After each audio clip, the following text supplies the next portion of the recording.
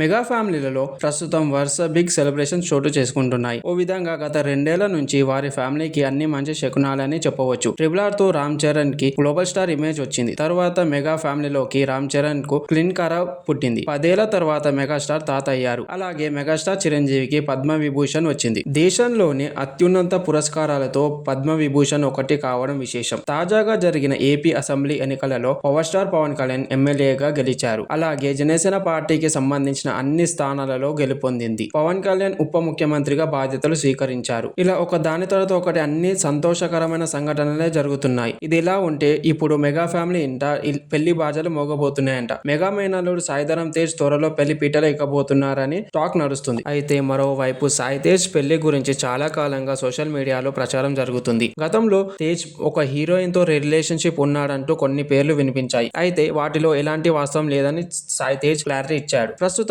సినీ ఇండస్ట్రీకి సంబంధం లేని అమ్మాయిని పెళ్లి చేసుకోబోతున్నట్టు టాక్ నడుస్తుంది. ఓ వ్యాపారివేత్త కూతురితో పెళ్లి నిశ్చయం అయినట్టు తెలుస్తుంది. పెద్దలు చూసిన అమ్మాయినే సాయి తేజ్ పెళ్లి చేసుకుంటాడని గ్రీన్ సిగ్నల్ ఇచ్చాడంట. త్వరలోనే దీనికి సంబంధించిన న్యూస్ ని మెగా ఫ్యామిలీ బయట పెట్టే అవకాశాలు ఉన్నాయనే మాట వినిపిస్తుంది.